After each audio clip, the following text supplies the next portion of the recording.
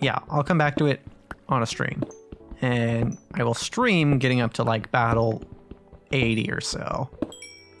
Welcome back to ExtraHolidayGames. I'm ExtraHoliday, and I'm going to talk about D&D because I haven't done that in a while. In fact, I haven't really, like I briefly mentioned it in the Splatoon 2 finale, but no, I haven't actually talked about D&D on the channel in quite a bit, which is interesting. I haven't really had any like especially grindy games where I didn't feel the need to talk about what was going on screen in a while.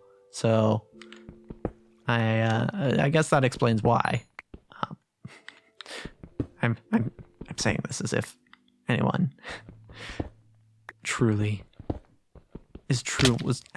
was truly devastated that I haven't been talking about this random thing that has nothing to do with what's on screen.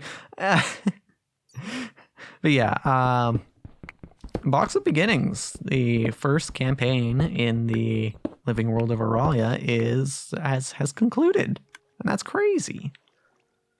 It took us a year and a half, maybe 2 years.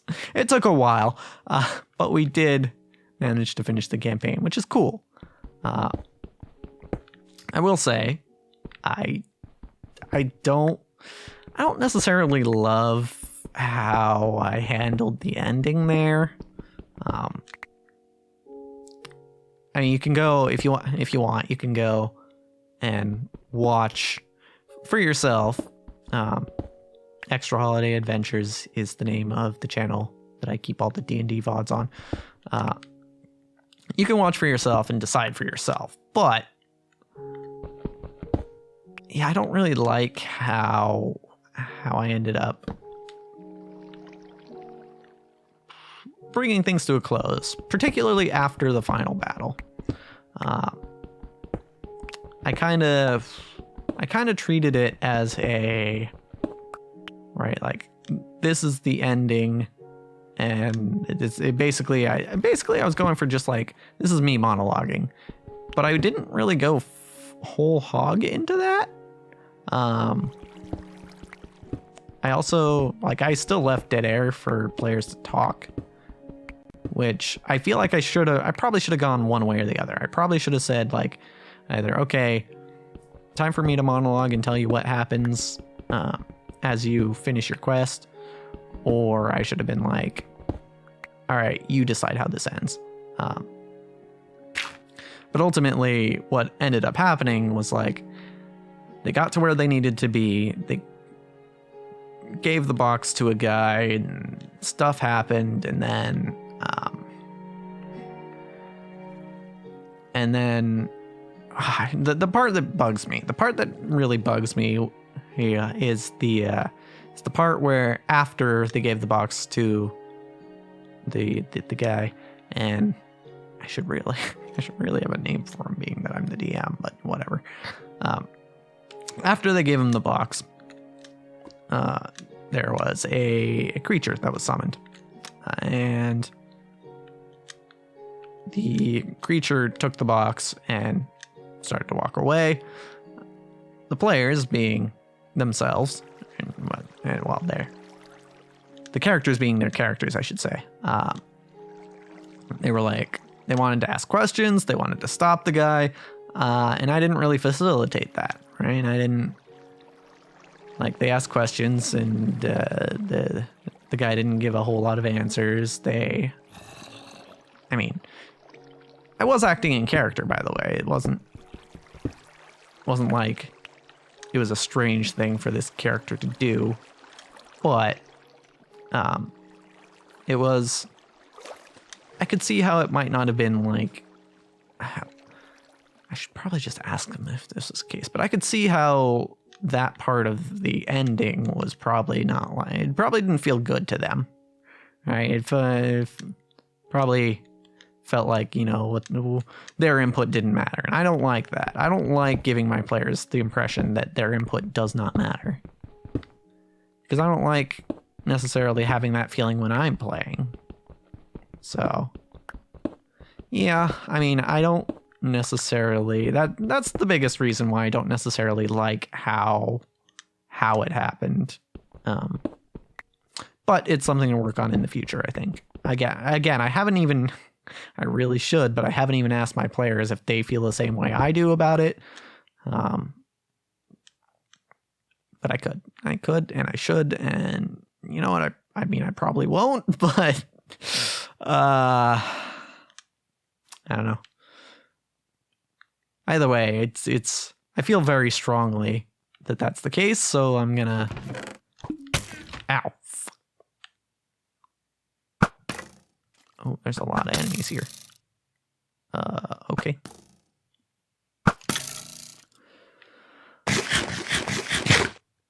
Yeah, so in the future, because I feel so strongly about it, in the future I'm going to try to avoid that sort of thing.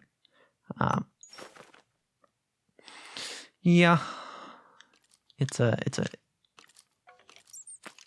strange thing. It's weird to find a part of this place that I haven't explored. Yeah, and yes, there will be.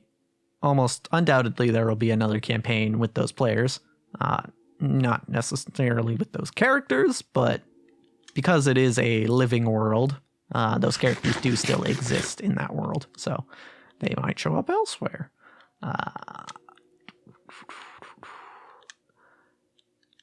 And I was going to say something else about it. What was I going to say?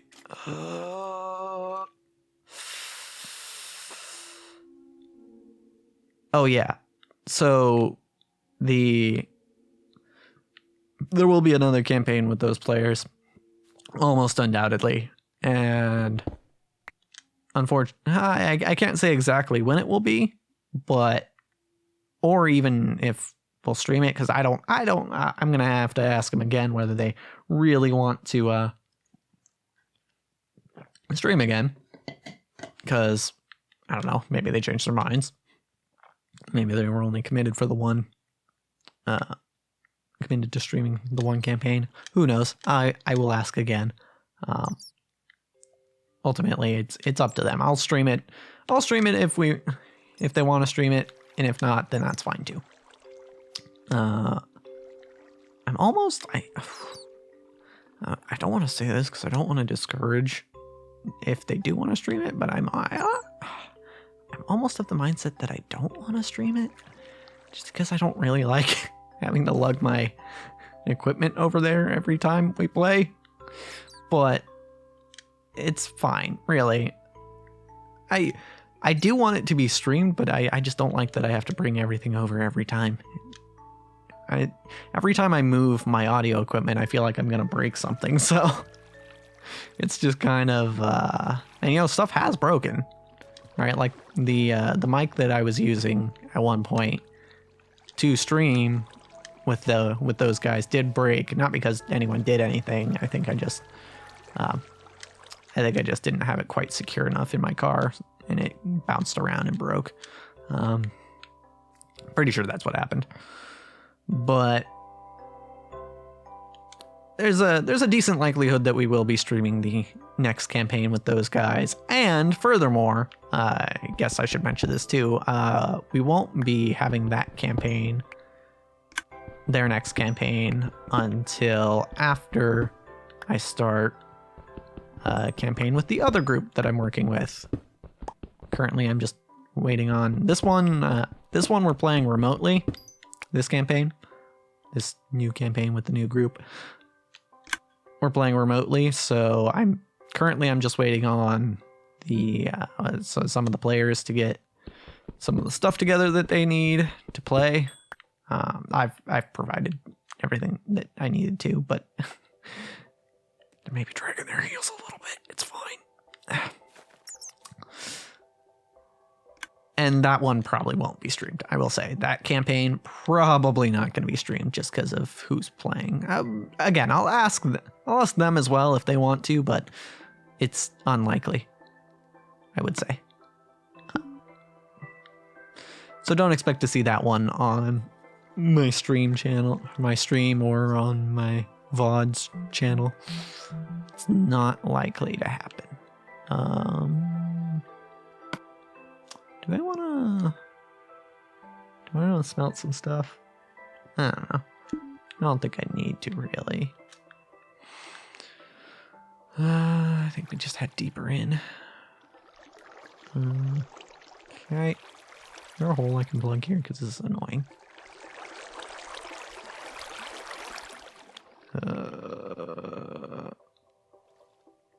Okay, that's a bigger hole than I was expecting, so I guess not. But there's nothing really down here, so it's fine.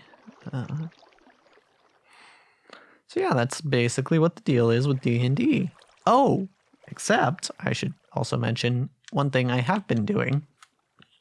I recently watched a video, and this is actually kind of something I was thinking about doing even before I watched this video. I watched a video by, you know what, I'll just say the name. I've been watching a lot of videos by Ginny D lately, and she's a dungeon master / player of Dungeons and Dragons who makes a lot of videos giving out advice on how to be a good DM, how to be a good player.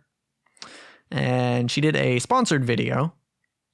So, you know, hashtag ad from her, I guess, but not from me. She did a sponsored video where she talked about a book called The Solo Adventurer's Toolbox. And the idea behind this book is to give you tools to play Dungeons and Dragons on your own. Just by yourself. No DM, aside from you in the book. And the only player is you. I did that this last weekend. I read through the book. And I started a campaign where there was just me. And actually, it was pretty fun.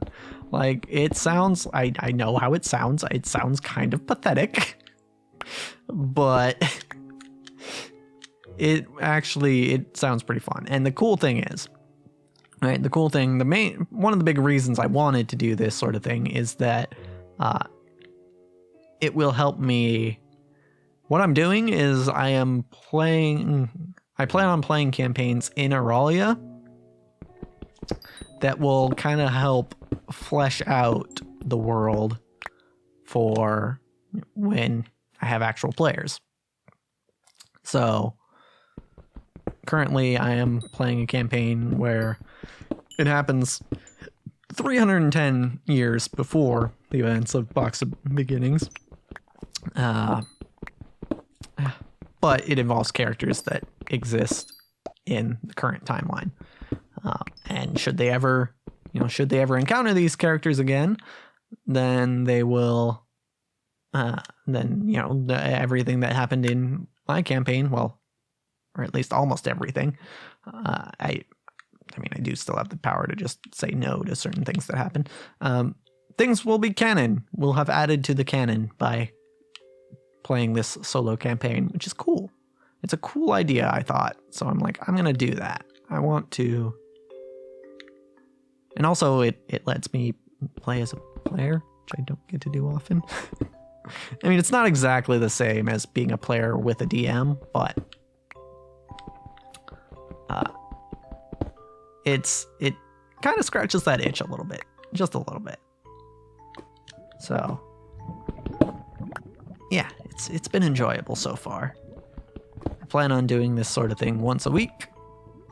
Just, marking out that specific time for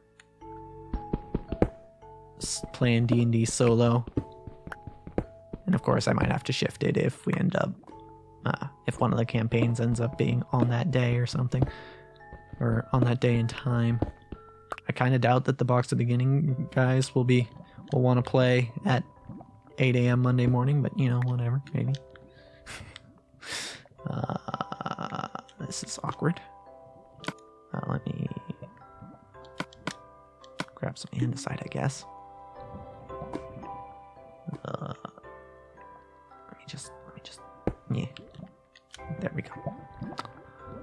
Not really just, no, I can't. It's not really a hole I can plug. Oh, I do have a bucket of water, though. I could use that. Hello? Pretty sure that's supposed to do something. What? Am I not remembering how to use this right? Okay, that works. Cool. Very nice. And hopefully it'll be just as nice next time. Because, as for this episode, that's a wrap.